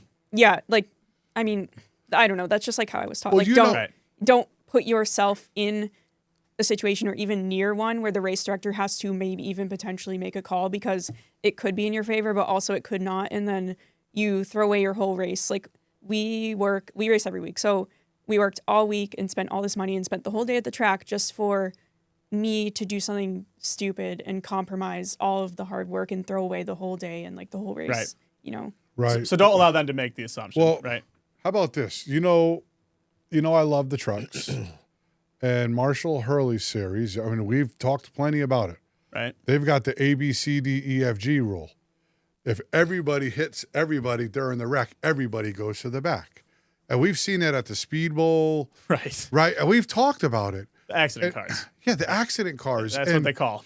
Yeah, and I don't care if 5th place hit 4th place because 2nd spun out and blocked the track. Everybody touched somebody. Right. Everybody goes to the rear. Now, I don't agree with that, right? But that's Marshall's sandbox. He does what he wants to do. But what it does do is keep everybody on their toes the whole race. And I think you try to race as nice as possible. And if you're going to get into somebody, make sure you're not getting into them to spin them or anything like that. Right. So there's another example of, because, you know, but they have a lot of regulars, and Stafford does too. But yes, of course. But, you know, I don't know if it works or it doesn't. People get pissed, but there's not a lot of wrecked trucks in that division. Right. You know, so I'm not sure what the answer is, but. All right, what else you got, Rob? All right, Oh. I got one more for you. Oh, do you have something more to Oh, say? no. Well, let me ask you a question. What do you guys think about at Slinger? They do this. I went to the Slinger Nationals like 5 years ago. And if there are two cars involved in a wreck, you as the aggressor can tap your roof and basically say like, oh, it was my bad. And then the guy who got spun out, they get their spot back. Really? Oh, that yes, is yeah, interesting. I'm serious. I don't know if they still do that, but they did that. I like that a saw lot. it. Yeah, I like that. Well, you know, can even because play the sound. that thing always don't know sucks. about Like, you know, somebody could have their run of their life going with late in the race. Right. Would you tap your roof if you were the aggressor? If I spun them, Yeah. depends on who it is. No, If it's exactly an, right. Well, I mean, if right. it's an accident, like Yeah, genuinely, but if it's an accident, I mean, if you're an honest person, you're like, But damn, that's my point is Yeah. that there's going to be people that say, depend who it is. Well, you know what? I didn't like that guy anyways. I Yeah. don't tap my Right. roof. You know? right. I mean, but still, like, The only problem is that it's right. It's like you're assuming people would be But honest. people did Right. do it. Like I Yeah. saw someone do it, and Like I off thought the it was roof? interesting. Yeah. Well, I like that the system exists. Like, it's obviously, you know, if you hate someone, like as was just said, you're not going to tap your roof every time. But like, there are probably moments where you're having a bad day, Everyone you're does freaking an pissed, driving to the oopsie. field. Right. Yes. Right. I mean, in the moment versus 60 seconds later is very different. If I wreck someone by mistake, shit, I'll tap my roof. Why the hell not? It's great. I mean, I'm already going to the back anyway. I think it's great that tracks like that are trying to do something different, like outside the box, right, than the normal short track racing. So Yeah, I'd be I'm with interested it. in trying it. I would be interested in trying anything. That's what she said. Oh, that's a good one, Sid. That was Nailed a singer it. right there. Nailed Will it. you stop with the freaking Go ahead, buttons, Rob. All right. crap? This is my second and final question. Okay, so they had a promoter's caution at the All-Star race. Are you all familiar with what that was? Basically, Yep. race control, just, I don't know who actually made the call officially, but Maybe somebody. it was the promoter. That would make sense. I don't know if they actually, I don't know if that's a branding thing or, you know, illegitimate, but at a certain point, they could just throw a caution, right? Sort of like in SRX, they had the fun flag, as it was unofficially dubbed, right? You get too spread out. All right, we're throwing the caution, bunch it back up. Does that delegitimize the competition completely versus a stage caution, or do you think they're kind of on the same level? Stage caution, we know when it is. Right. You know. If you know in advance that it's coming and everyone's playing by the same rules, I think it's fine. Right. But if you just throw one Well, out, listen, they do it on the Cars Tour. Anything longer than 40 straight green flag laps, caution's Right. coming out. Right. but you know that. Even right? then, though, you know that's that a going set. in. Right. That's more of a clock. Except if it's in the last 15, they don't throw They can't throw it. Yeah. So kind of similar to Wilkesboro, right? But it was more of just, well, this race isn't exciting. Well, Let's throw it. I think the problem with it is for the teams that strategized was, I mean, I guess you know that already, but for somebody like Joey Logano, it hurt really bad, right. So he's pissed off Well, his today pitch about strategy didn't really help either. it. Yeah, but you know, on the other series too, like the Cars Tour, some guys are just checked out having great races. The caution comes out, and it never gets going again. Right. And now the race, the first 40 took 10 minutes. Right. The last 60 took 2 hours. Well, that happened a few weeks ago, right? Yeah. I mean, it was brutal. It was brutal. And, you know, I don't know. I guess if you know it's coming, I just feel bad for the guys that work on their stuff and have built up a great team and a great lead during the race and now have to pay the price because the race is boring. But at the end of the day, we've said it many of times here. It's about putting asses in seats. And if your race sucks, sooner or later, nobody's going to want to watch it. Well, I think you as the promoter need to carefully consider, like, is the format of my event working? But Right. I've never promoted a race, Right. so I don't know. Right. Please don't, like, you know, get mad. But I'm just saying, like, maybe you should look within and consider, like, is this event that I'm planning set up for success? Right. You know? Right. Would Yeah. you guys being the driver, wouldn't you, I feel like in the back of your head almost be hesitant because you know that, a caution could be thrown Like, well, a caution could be thrown No, anytime yeah, during the that's a race. You know, stupid there could be question. any Never mind. reason. Right. But Never like, what I think what bothers me about the promoter's caution is it's within the control of like maybe one or a group of people. Yes. And whereas during a normal race, like suppose somebody spins out, like it is what it is. Like it's not their fault, or there's a wreck, or there's some debris or whatever. Like that is out of everyone's control. But this, I think, is kind of like just fixing the race almost. No, I agree completely. Like, definitely, if you ever use this as any sort of like legitimate points paying, like, you know, the All-Star race, right? It's cash only, it's exhibition. But if you ever use this in any kind of legitimate context, as soon as that flag gets thrown, the immediate question that half the drivers are going to ask is, why did you screw me over?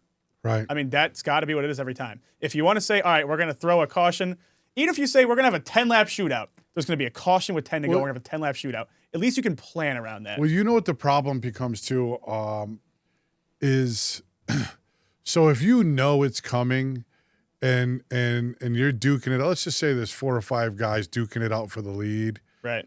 And you're that 4th or 5th place car, you just stop racing hard. Right. Right? You just stop racing hard because why should I beat up my tires hanging around 4th trying to race these guys? Why don't I just chill out? I know I'm going to be right on the bumper or the front row. You know, I'm just going to hang back. And what if you gap the rest of the field by a straightaway? Why don't I just lift and just run around halfway between those guys and do nothing? I mean, how much fun is that? That's what I meant. I misspoke, but like that's what I'm saying is like I feel like if I were the driver and I knew ahead before the race that eventually there's just going to be a random yellow thrown, I feel like I'd be hesitant to push it, you know, if At I'm Stafford, I'd never want to what I mean? purposefully be on the outside because if the caution comes out, like I would just sandbag That's or what I'm pass saying. 2 cars at a time. Those are the options. That's what I'm saying. You just start counting cards. And you're like, well, I'm 6th. Caution's coming out in a couple laps. Yeah, that's what I mean. I'm going to lift. All right, go ahead.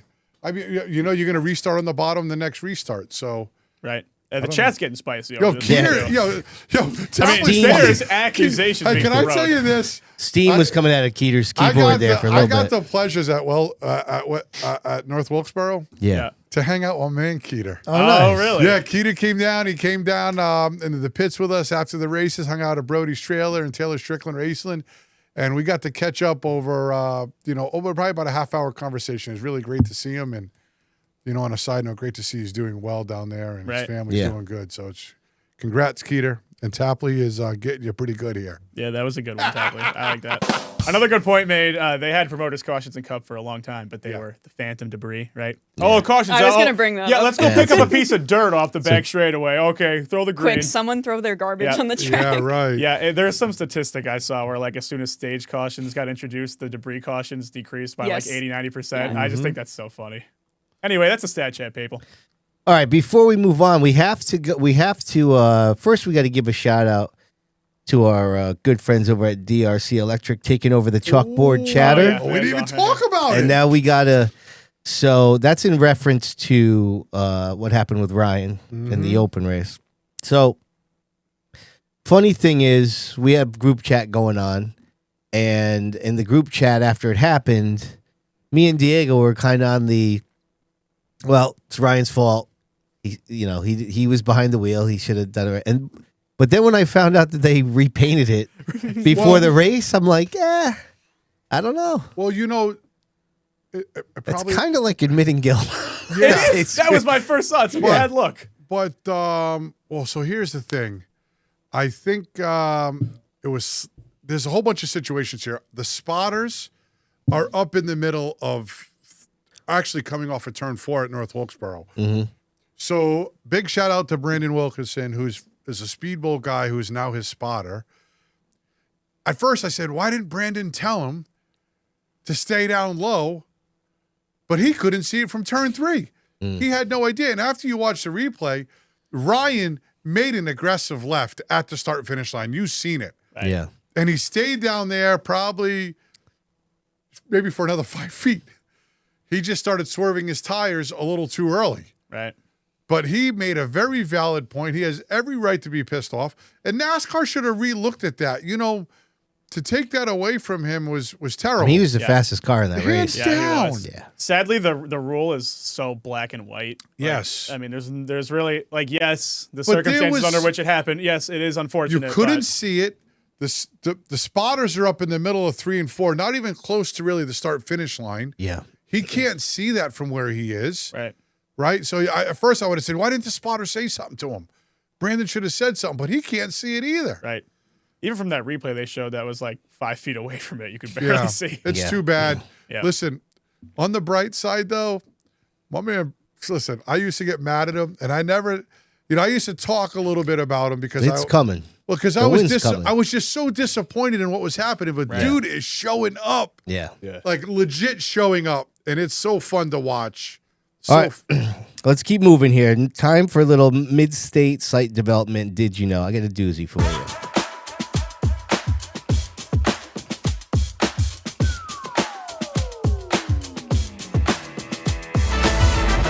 All right, so as we discussed before, our man Aaron Plemons has joined a small list of drivers who won streeters at all 3 Connecticut tracks. Of course, we should all know Nick Cubby and Ryan Waterman have done it in relatively recent history. Mm-hmm. And now there's Aaron. Do you know who the 4th person I found is? Street stocks? Yeah. At all 3 tracks? Yeah. You guys, you said you need a minute? Let me think about this. Hold on. I can tell you he has 16 wins at Thompson, 1 at the Speedbowl, and 1 at Stafford. Ernie LaRose.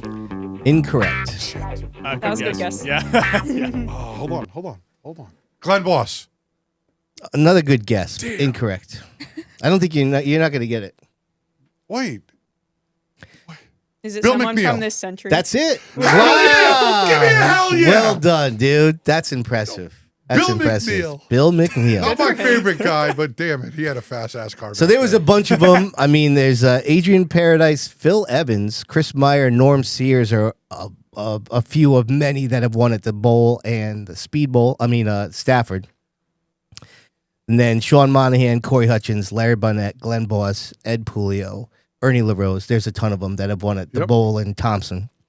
But unique company for Aaron Plemons, so congratulations. That's impressive. To do it this early. Isn't it impressive that I knew the answer? Yeah. That is impressive. I didn't think I didn't thought there was no chance you were getting that. That was a good pull. Good job by you. All right. Thank you, Fro. Listen, keep that momentum going, guy, because you know what time it is. What time is it? Oh, yeah. Nope. Try it again. Damn. No, come on. All right, I got you. Yes. I saw that Sid's laptop. I thought How's it was that? off.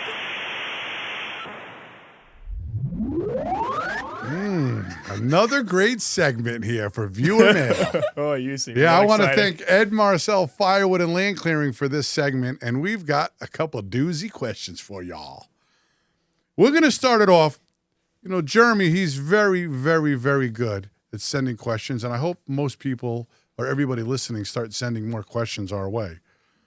I'm going to read the first part of his question, okay? What's your record for consecutive questions asked? Dude, we got to take Come on, it. that was well placed. We got to take it easy. Yeah, with that was well that was a placed. good use. That was a well placed one. Was that to Jeremy? No. All right, you guys ready? Can I do it? Why you guys got to do it? This is my segment. Let's go. You ready? What do you think of Stafford not putting in the pit road wall back, not putting the pit wall back? Is it needed, and is it a safety concern? I don't know. I was thinking about it. Maybe it's tough to say, but something I was thinking about is I think Victory Lane is pretty underwhelming right now. It is. I was looking at a photo the other day. They used to have the backdrop, and the pavement was painted.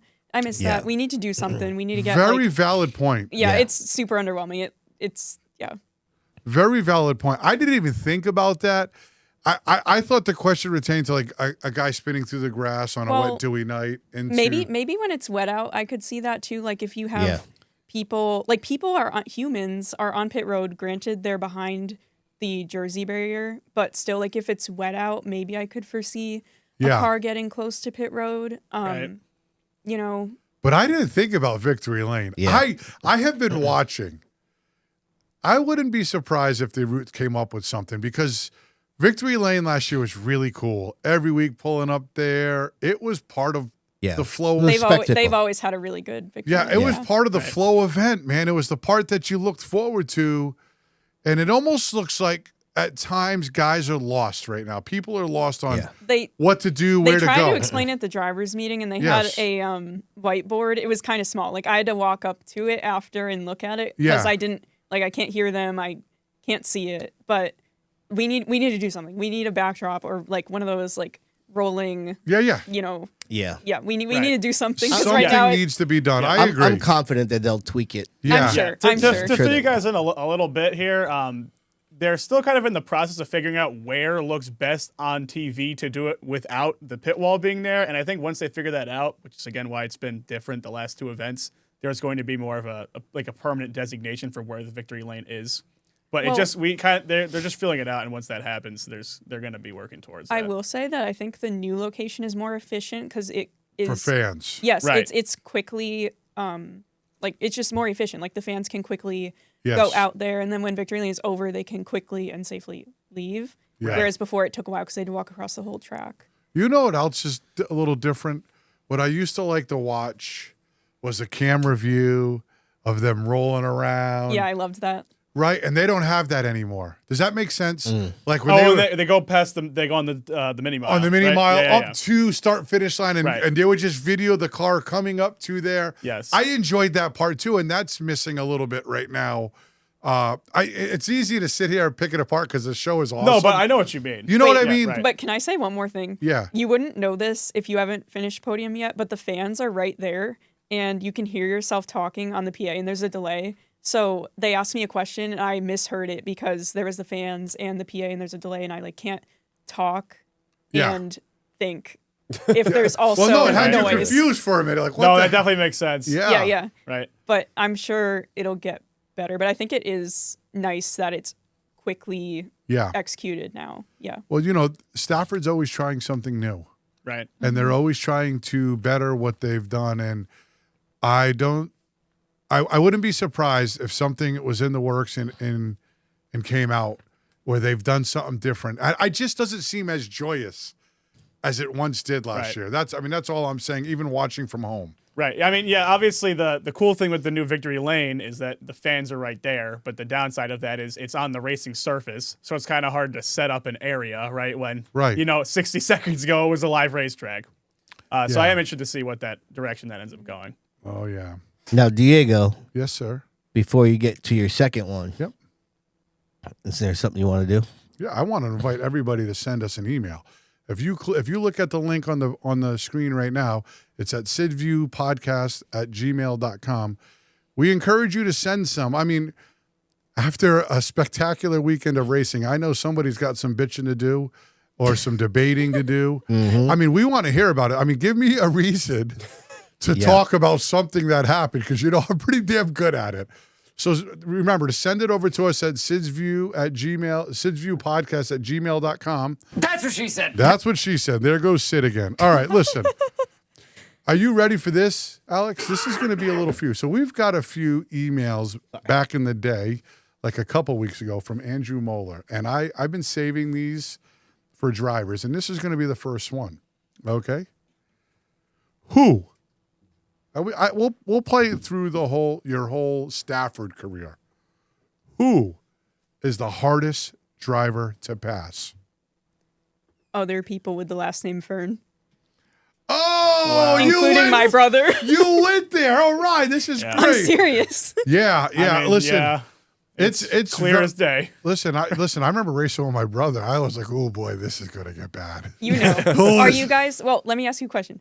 Are you guys like similar in age? Are you twins? Like, what's your age year and difference? A half. Okay, yeah, same with me and Ryan. Yeah. So the last race I won in the SK, at the end of the race, my brother hit me so hard it bent the rear clip in my car. He was that mad at me. He was that mad. We didn't talk for like maybe a couple of weeks. I mean, matter of fact, the whole crew didn't talk to me, but I still won. I don't think it's ever been that bad between me and Ryan. Oh yeah, my brother. Yeah, we used to get evil. Yeah, but we just bitch at home. Yeah, the problem was like, so me and my brother have always been like that. We've gotten evil, and then I love him to death. In like a week. That's how it is. He's still my brother, and I would go to battle for him any day. But anyways, all right. You ready for the next one? Yeah. Not for you. Wow. Well, we could do it for you because you're part of the race. I thought you were pitching it to the group. We're pitching it to the group. Okay. What does your race day morning routine look like before you get to the track? I'm so glad you asked because it's so specific. Well, so I work full-time. Racing is not my job. So I wake up early and start working from home. I'm lucky enough where I get to work from home and do that. This is on Friday morning. Yep. So I wake up early, do some stuff. I usually have a few meetings, and then I stop working around 11. I go to the shop and meet up with my dad. He likes to leave super early and get there super early. It's awesome. We show up to Stafford around like 11:45, and it's the only time of the week where no one can bother me because they close the gate and it's just me and him. It's really fun. We usually eat lunch. We rotate between Subway, Big Y grinders, pizza, like Canes, whatever. And usually, honestly, like we'll hang out, but he's on his phone and I'm doing whatever. It's the only time of the week where no one bothers us. Yeah, and it's really nice. That's awesome. And we get the car ready and stuff. Like it's I had nice. no idea until Meyer was here that everybody went to the track so early. Well, like, I couldn't imagine. We've kind of always done that because like it's Friday, everyone's excited, but now it seems like half the pits are there on Friday. Right. What about you, Fro? Do you do anything special? I mean, it's big race day for you. Yeah, I drive, and then when I get there, it's about time to get to work. Right. The drive for me to Stafford is almost an hour and a half. So I'm just curious, because you're part of the staff now and part of the video crew. Yes. I mean, do you worry about, man, I hope tonight's show goes off without a hitch. I hope I switch to the right camera. Well, yeah, I mean, that's the primary and really only thought. There's a lot of, strangely enough, though, directing the show is usually the least stressful part. It's getting everything into place first. Yeah. We have great crew guys. I trust that they'll always do their job, and they always do. Yeah. Jack, Remy. Well, what time do you have to get there to do that? Generally around 11. Like on Fridays. 11 o'clock. I like to show up. The past few times I've shown up earlier just because I'm sort of new to the process, right? I always have to like format SD cards, put them back into cameras. I have to make sure all the content is in place, which I usually like to do on Thursday. But like all of the scrambling and panicking usually ends around 6 p.m., which I think is something we're always, that people, I mean, right, everything's kind of in place by then. I can attest to us, like we're always still kind of figuring out stuff right as the preview video hits. We're still, well, listen, messing around and all that. if you guys need somebody to come in there and lighten up the atmosphere, listen. Sometimes I'm a little gassy. I hope you guys don't mind that. Okay. I mean, that water does it to me at this point. Right. I'll give you $50 to stand there with the mic and like tell jokes or something. Just do a stand-up right, routine. for the crew. Just come sit in the trailer. Yeah, why for a not? while. Why the hell not? I mean, up with that. For me, it's I like to get there early because I mean, Rob and Jeremy will tell me, you don't got to be here till like 4:35, but I mean, I like getting there at like 3:30 just because I like getting a feel for the day, the vibe. I'll walk with Rob or Remy or whoever through the pits. I'll usually go up to the roof, and you don't go meet the drivers. Do you guys go do that at all? Well, I do it as part of the pit preview. Yeah, don't you guys walk around? So and shake he's hands? by the time I get there, he's done, and it's him or so Kyle. You're not getting there early enough then. Well, I don't. I mean, You got to show up at 11 Yeah, with the rest of us. I mean, I gotta sleep, maybe man. Alex and T will have a piece of grinder for you. Or something. I'll save you some. No, but like when I'm there, Rob is usually editing the pit preview video. Right. But yeah, I mean, I'll usually. Oh, by the way, I love the new video, the SK Modifieds. Isn't that new? Oh, the animation? Yes! Yeah. Oh, yeah. I was watching, like, that's definitely Rob's work. Who the hell else would be there Dude, making I'm that watching crap? it. I'm like, that's definitely Rob's work for sure. All right, the other thing, too, that we have to do, like, we get the car ready, but I also have to film a lot of my content in advance because once they start playing music, like, I can't film and, like... That was funny this past weekend. Yeah, I can't get another copyright strike, guys. Yeah. Like, That's why I don't film at the pit party of the Speedbowl anymore because they play music. And I can't. No one can hear me. Like it sounds bad, and and I can get some nice time lapses, some nice pictures of the car. Nobody's around. Yeah, get whatever backdrop we want. It's such a cool vibe for you because it's more than just racing. You've got this whole thing built up where you're doing with. I'm going to check it out. I apologize for not looking at it. I knew you were coming. I've heard a lot about it. I probably should have looked at a few things, but Well, let's start the insanity. oh my God, this is getting ridiculous. I gotta go. I mean, somebody cuff this guy, please. Jeez. But yeah, are you all done over there? No. You got more to go? Oh, you want me to be done? I'll save one for next week. Okay. Do you have another one? I do. All right. You guys ready? This is from my good friend, Daryl Poprosky. You ready? Oh, yeah. You know Daryl? Yeah, I do. Daryl's He's a in the chat all the sweetheart. time. This should be good. Oh, he's the guy with the red room. I love Daryl. Wow. Whoa. Yes. And you put him on blast. Yeah, well, he knows that. He's code words for Daryl. Okay. All right. As a longtime fan of asphalt oval racing who has recently been watching dirt racing events, I've noticed something about race lengths. Many high-profile sprint car and late model touring series features main events that run between 25 and 50 laps. This has led me to wonder about your perspective on why asphalt tours typically schedule longer races for their headlining divisions. I'm curious to understand the reasoning behind this difference. Perhaps my racing interest in dirt racing is just a sign of getting older and preferring to be settled in by 9:30. And I attest to that. Yeah, that's a fair Okay, point. wait. Can I say something? Sure. So we talked about this before the show, and when you were reading the question out loud, I just realized I wonder if dirt track events are shorter because they have to prep the track, and after so many laps, like it's just not going to be a good show. Whereas for asphalt racing, we don't. That's a non-issue. Like we can go forever. Yeah. Like Very it could be valid a race point. of attrition, right? They also run like 20, 30 features in some of those shows, if not more. Yeah, but so. they'll prep the track between right. the features. No, but for like we sure. can't stop the race to Right. do that because it takes a while. Like Right. it would just be That's a great point. anticlimactic. That is it. Right. That must be why. Because even when I went to a dirt race, they literally, have you been to a dirt race? Yeah. They get like 2 laps of practice. Yeah. Yeah. That's it. I mean, the groove wears in at the dirt tracks. Like to prep the track properly for a good race, it wears in so fast that, again, what did he say? Like 25, 50 laps? Once you're past that point, the track's just junk. Like you're no longer racing the same track. Yeah, like Do no you one wanna- wants to be there. Do you want to see a 50-lap NASCAR modified race? A little bit. You do? I mean, I know after It'd be North bad, Works Barrel, that's Oh, a dude, loaded question, yeah, but But you know, the great part about that is there would be no strategy. It would be like SK racing. It would be a dogfight, like watching Stafford's Right. SKs. Oh, Scott makes a good point too. They don't have big fuel cells at all. Oh, right. The fuel cells are, That's are true. tiny, That's a tiny great point. cars. Yep, I didn't think about that. Yeah, for sure. But anyways, that's it. So I appreciate the emails. Please get yours in this week. Would love to have you be part of the show. all right. It's time for another popular segment. Our good friends over at Northeast Truck and Off-Road help us out. A surprise person. Going to have a lot to gloat about this week. Let's just get after it, shall we? Wow. Do that again. I was getting ready to sing the rest. Woo! Oh, Jesus know. Christ almighty. How about the Reminator, huh? Diego, what's up, dude? What's I'm up with falling that? by the wayside again. Listen, I had Hovey second, Pulio second, Jake Johnson second, Jacob Burns Wrong race, yeah. Unlucky. All seconds in the wrong race. Garside just didn't have it. All right, well, Tough. Reminator, you know what that means. It's a rarity. Take I a snapshot. You get to go first. Let's all remember this moment because it might not happen soon or ever. Anyway, Stafford, I'll go with the SK Lights. I'm going back with Brian Sullivan.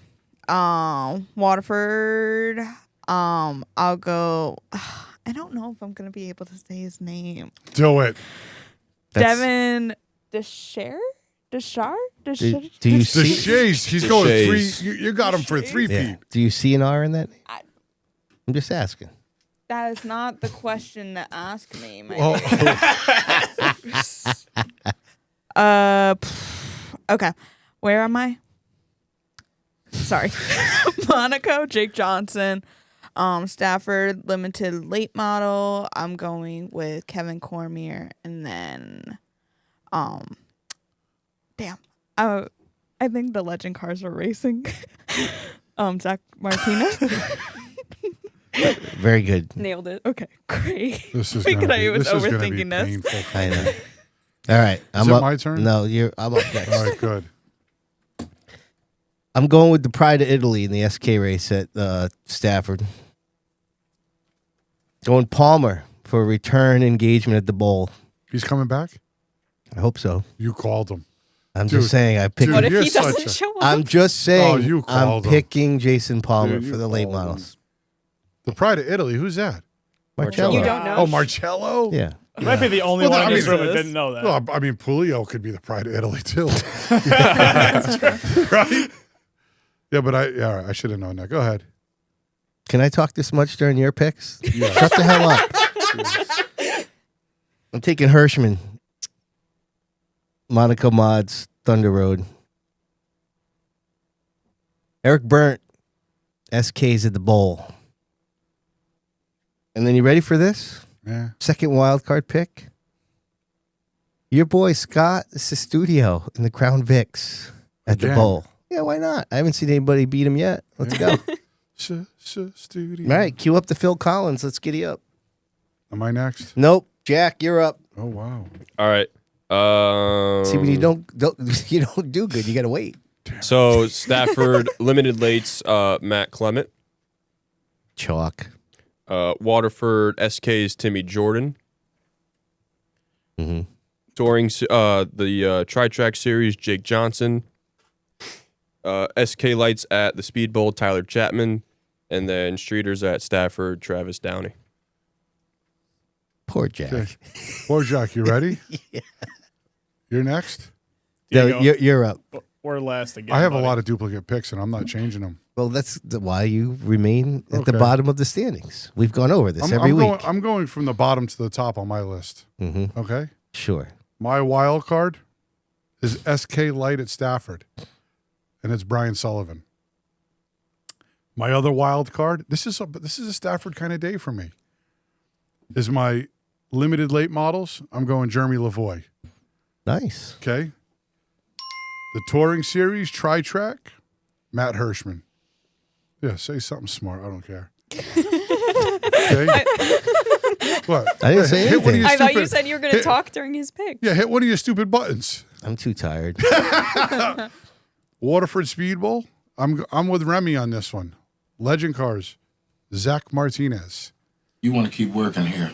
Yes, Stay I off the do. drugs. Okay, thank you kindly.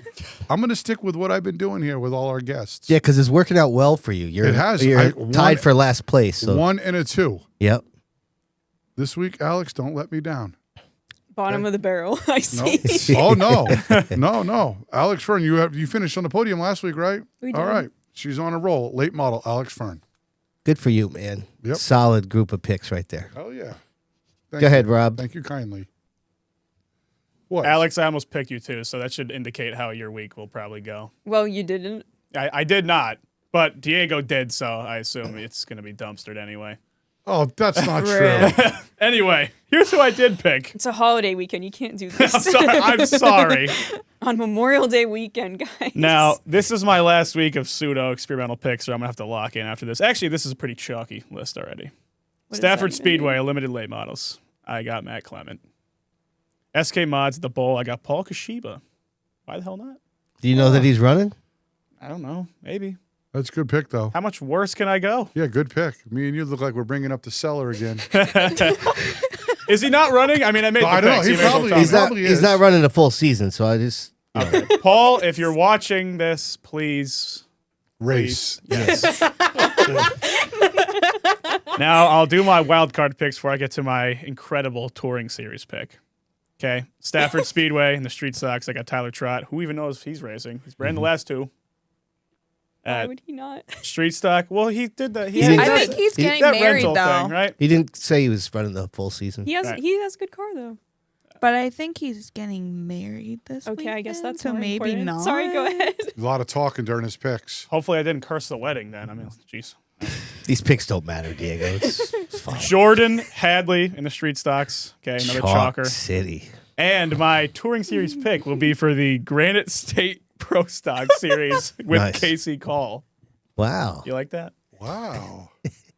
You'll be going last. Sounds like the again defending next champ week. will be off to a poor start in Why does 2025. okay, let me ask you something. Why does the person who won get to go first?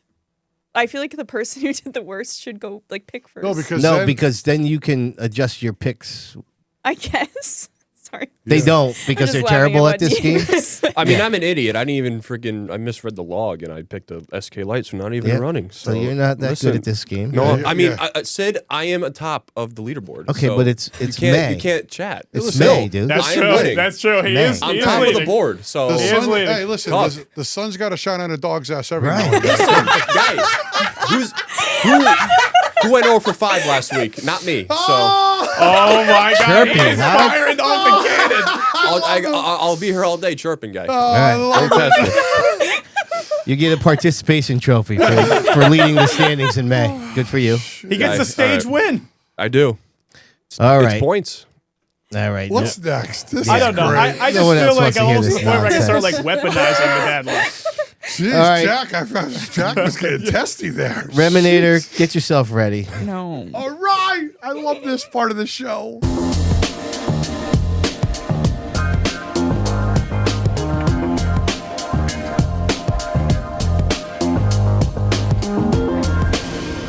Hold on, real quick, Rem. Is our boy Daryl? Is he on a time delay? He's talking about 2 segments ago. Yeah, car dude. We're still cells. talking about sprint car fuel Yeah. cells. He We're really like- wants to talk about it. We're like 3 segments past that. Probably Well, had the, he might be on a delay without realizing it, but he'll realize in about 15 more minutes. the Red Room doesn't get good service. Wow. My disgusting. Lord. It's disgusting. What are we talking about? Anyway, I gotta go. Days up in there having a Diddy party. Stop. Oh my! Stop.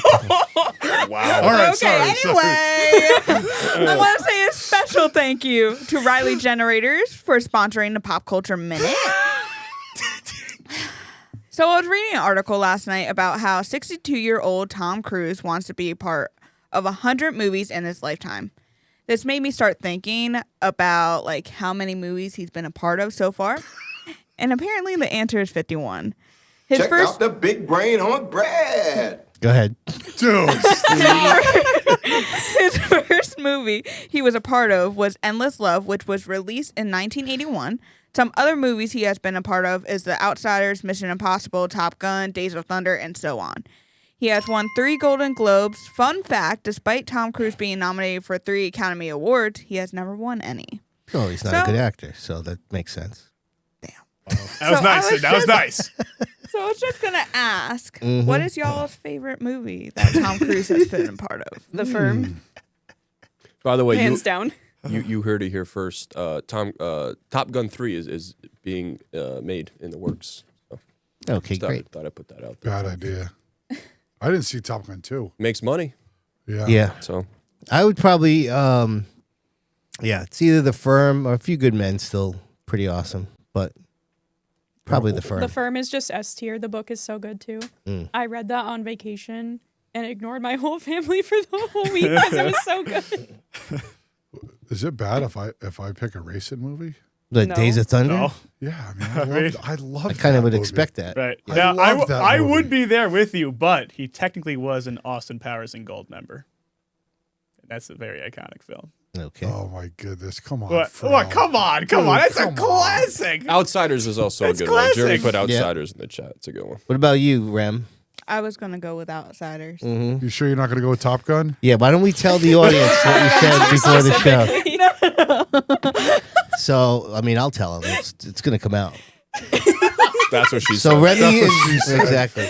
Remy is prepping for the show, telling me what she's going to have for a pop culture minute, and she asked me if I knew that Tom Cruise was in both Top Gun movies. So I had to ask her if that was a real question, but apparently it was. And now for today's Did You Know? Yeah. That would have been a barn burner. Oh, Remy. Yeah, I don't know. Listen, Maverick was tough. Yeah. Maverick was tough to beat too, though. So, anyways, a lot of good movies. All right. Well, we're getting towards the end here, so it's time to figure out what's on tap with help from our friends over at Myers Creamery. No. I love that one. What a good graphic. Pretty good stuff there by our man Rob. Oh, Thank you. yeah. Thank you. All right. So Seaconk's going Thrill Show. Thompson's Dark. Stafford's got the SK Light 40s. 7 divisions down the bowl. We're going up the Thunder Road on Sunday for the Monaco race. Rob's got all his eyes on the Claremont Granite Pro Stock Let's go, Casey. race. We got some open streeters over there in Monadnock. So that's what's on tap. Full week. Yeah, it's a full week. Hell yeah, man. All right, let's find out who won the week, huh? Let's get the live chat ready. And let's see who is deserving of this wild honor. Who are you?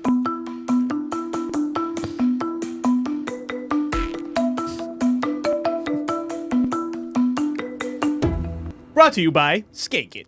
We say it right. Fro is so funny. Yeah, that's All getting right. dropped in SpongeBob voice one week. Just you wait. Here's what I jotted down. Aaron Plemons wins at all 3 Connecticut tracks. Keith Rocco for winning at Thompson and Stafford after epic 3-car battles in both races. Craig Lutz for getting his first win on the Mod Tour in a few years. Larry Barnett for winning his 73rd career feature.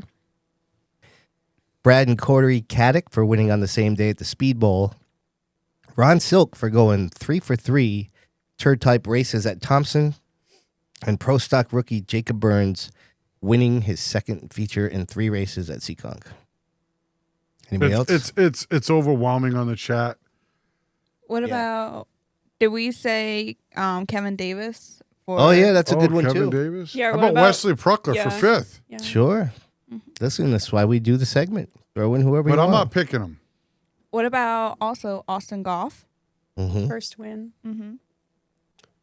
Yeah, I mean it's remarkable the amount of people that are voting in here. But I'm gonna, listen, KRR cars pretty much mopped up modified racing at Stafford. Yep. And Keith won at Thompson and Stafford. Yeah. So he just had an absolutely tremendous week of racing. So he deserves it for me too. Yeah, I am also going to go with Keith Rocco. But also shout out to Austin Goff and his hair. Oh, all right. Yep. What about you, Alex? I think Keith, because he had to do double the work, and it's not like Yeah. either of those races were easy. Yeah, I think I'm for Keith as well. Yeah, this is overwhelming. Remy? I'm between 2. I'm between Keith or Jacob Burns. Mm-hmm. Let me do eeny, meeny, miny, moe. Okay, yeah, why don't you... Are you dead ass right now? What the hell? She never. She's to amaze us every time. It's just It went utterly with Jacob baffling. Burns. Okay. Shocker. Wow. All right, Rob, you got a tally for us over there? I haven't even put my vote in. Oh, who are you voting for? I've got to go with Austin Goff. I think it's so awesome they got it done at Thompson. I mean, truly, like the pit area was just in an uproar after that happened. And I think that's just so cool for them. Mm-hmm. And yeah, technically, I guess I could cast a vote for his hair too. In the Okay. chat. All right, are you guys ready for the tally? Yeah. All right. Craig Lutz has 1. Jacob Burns has 1. Austin Goff has 3. It's a quick one because 12 of the votes went to Keith Rocco, your week's winner. Kid Rock's back, baby. I think that's the most votes so far this Yes, year. 12 topping, spot? yeah, yep. Impressive. All right, everybody. Listen, don't forget now, you're going to want to follow us on social because Remy is guaranteed to make you laugh. That's how she does things. Diego, give us some shout-outs, Hell brother. yeah, man. Love to do it. Thanks to Belltown Motors for the weekly update. Of course, What L Communications for the Nostalgia Nugget. Hoosier Tire East for the Popcorn Stat Chat. Midstate Site Development for Did You Know? Ed Marcel Firewood and Land Clearing for the Viewer Mail. Of course, Myers Creamery for What's on Tap. Riley Generators for the Pop Culture Minute.